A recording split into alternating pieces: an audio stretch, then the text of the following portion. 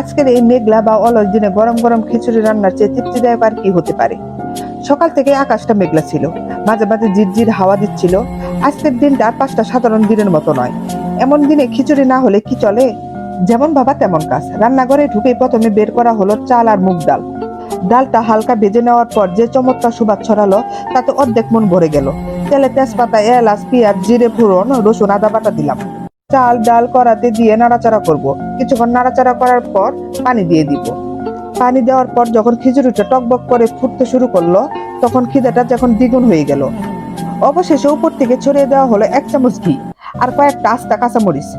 ঢাকনাটা আগলা করতে যে ভাবটা বের হলো, তাতে বোঝা গেল আজকের রান্নাটা একদম পারফেক্ট হয়েছে।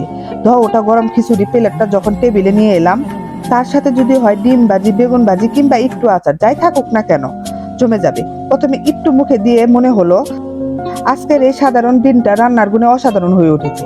তোমরা খিচুড়ির সাথে কি ভাজা পছন্দ করো? ডিম ভাজি, ইলিশ মাছ ভাজি, বেগুন ভাজি? কমেন্টে বলে যেও। তোমরা সবাই ভালো থেকো। আমার ভিডিওটা যদি ভালো লেগে থাকে, তাহলে লাইক, কমেন্ট ও শেয়ার করে দিও। আর ইউটিউব চ্যানেলটা সাবস্ক্রাইব করে দিও।